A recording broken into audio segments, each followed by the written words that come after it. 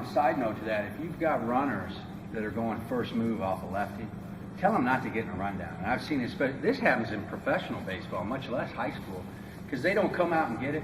Your best shot is to go hard and veer in towards the inside part of the base into that throwing lane, because you might get a ball off your back, or at least it might make him run his throw off the back. And a lot of times I find if a guy can run, he's going to steal the base even when he gets picked off the left.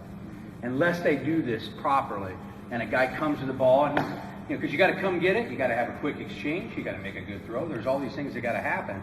But I see a lot of times they'll get picked on a first move, they're breaking, they just kind of shut it down, and then, and I'm not saying rundowns are the easiest thing for high school age or whatever age you got, but still, I'd rather take my chances just going hard and beating the throw and veering towards the inner half, and maybe the throw hits me in the back or something.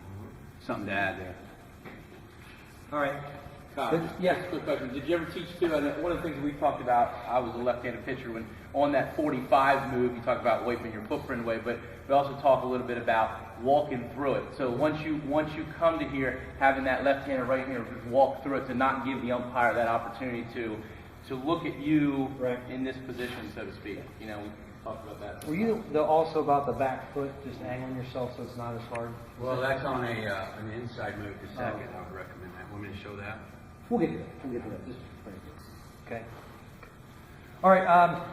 Again, when you organize your practices, don't feel like I got to get. I'm going to get it all. I'm going to do it all. I think the boys need to hit. You know what I mean? So at some point you got to hit. But you got enough practices set up where you say, all right, now we got to make sure we do some pitcher catcher work. So 3 lines, 3 pitchers deep, pitcher, pitcher, pitcher, catcher, catcher, catcher. And now what we're going to do is we're going to work on what we call the horn series. Okay, the horn series is how we try to control the running game a little bit. So all the catches are different. You got your coaches back there. Catchers can call whatever they want. What we do, Billy, you want to be my pitcher? We put down a horns, and then we follow it up with the number 1. That tells the pitcher that we want him to pick off the first base. Horns 1. Come set like you're giving a target, and there's the pick off the first base. Okay, so anytime the pitcher sees the horns, in his mind he's going, ooh, I'm going to do something with the running game. Horns 1. First base, 1. Okay? Horns 1. Horns 2 applies to second base. And a horns 2 is an inside move. One of the more devastating moves that you can give right there. Sell. Guys, the horns 2 is great if for whatever reason you suspect a bunt. If you suspect a steal. In a full count, first and second, 2-out situation, it might be an automatic. They're running anyway. It might be an automatic horns 2. Right? And see, you get the third base coach, hey, you're going. Horns 2, let's see if you're disciplined though. Let's see if you can make him go home. Now, one of the things that Billy did there, when you do the horns 2, as you're repping this in practice, if you know what you're looking for, it's an awesome time to spend your time with the boys. If I give him a horns 2, do it like a 9-year-old might do it for the first time. Horns 2. What's that? Okay? It has effectiveness when it looks like he's going home. One of the things that he does is when he lifts his leg, it looks like he's throwing home, and he spins in. He's not trying to rush anything. When he turns around, he's seeing the big picture. It might involve a throw, it might involve a rundown. So he spins around. Deception is the key. Horns 2. Is the shortstop and second baseman, can they see that sign? Yes, they can. But understand something. The closer they get, the less inclined he is to go. Well, that's true. Yeah, they want to be as casual as possible. They want to be away, and then come in for the kill late.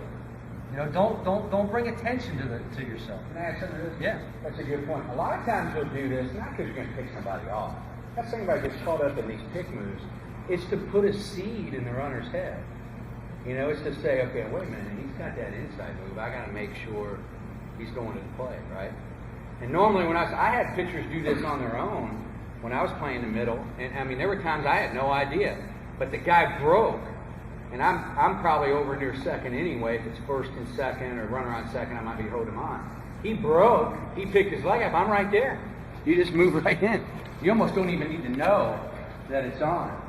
But they need to know they don't have to throw every time. That's the thing. You'll get these But they guys might doing have to this do and they something. throw, and then the runner's coming back in. I'm hanging with the runner. He's not fooled, and you throw it, and I'm hung up with him. So if it's not right to me, then it's tough to reach around. For some reason, they think whenever you put these on, they have to throw. Yeah. A lot of times, it's just putting something in the runner. Like with a 3-2 count. You're just letting them know you're not going to get a break right there. Horns 1, horns 2. Horns 3 involves third base. Billy, this is our fake to third. Horns 3. Now we're going to fake to third and to first and third and flip back around. See if we can get it. You've seen that. So you don't have to throw it. Again, it's the deception part. Sell it on the front side. I don't know how many of you are contemplating pitching out on occasion, but horns 4 was what we used for our pitch out. Suicide squeeze potential. Man, I hate pitching out to throw runners out. I hate it. I didn't really use it much, you know, but that's what it would be for. Okay, again, let's say you've got your 3 catchers and one person on your staff. You're saying to yourself, you know what, I want to use that. We should probably do the horn series. You got to make sure the catchers take a peek all the time, real quick. Don't delay the game. They're taking a peek not necessarily for a pitch, because my catchers would look at me and I just point at them like you, and every now and then though I was like, I want horns too. So then I mean tournament baseball, I would just go horns, and then I had like a 1, 2, 3, 4 horns. So that's just me saying inside horns. Okay, just trying to be quick. Because the last thing you want to do is when you think they're going, go, Jared! You don't want to do that. You know, they got to get in the habit of looking, even if you don't want anything on. And then you just point at. Okay? Now, one thing that we did this fall and I really liked, one of the things that I observed was our middle infielders don't know how close to jockey a runner. They don't know what to do. You know, they're a little bit lost. Like Billy said, would you say play against everything, you play against nothing or something? Yeah. So they don't know what to do. So what we did was with a runner on second base, and he's the lead runner. There's a potential for him to advance to third. He's the lead runner. We had the catcher call the number of looks. You may or may not want to do it. We liked it because it let the middle infielders. This is 0, this is 1, and this is 2. So before I call my signal, the catcher could just go 0 looks, fastball. So then the pitcher, I just gave him 0 looks, fastball. Now the infielders know he's not going to look at all. He's not going to look. I better be in position. Or the catcher could go 2 looks, curveball. So now the pitchers can give him a 2-look curveball. Look at me twice.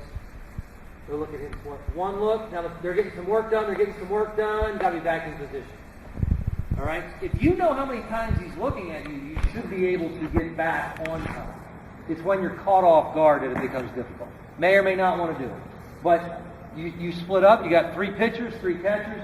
Your coach is sitting on a bucket right there. Maybe Denny Snyder's in charge of that. Denny's sitting on the bucket, and the catchers are looking over, getting it, and then together they give the sign. Pitcher executes it. The catcher looks over. Denny gives something. We execute it. We get the sign. Okay? Just opportunity. Because when April and May hit, one of the things is why you can't stop the running. You know, take advantage of stopping the running. Can you talk about holding runners a little bit? Yeah, we are. Yep. You talking about? As an infielder? You want to do it right now? Do it right now that we're talking about? This is something that young guys don't do very well, is hold the runners. And the first thing I'm going to say is, one guy should be doing the holding. I look up and see a lot, there's like a second baseman going over and everything. I'm only going to give up 1 hold. You know what I'm saying?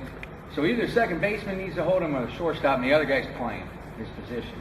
You get both of them jockeying now, you know, that guy's range is a little bit not as good, and then, so only one guy should do it.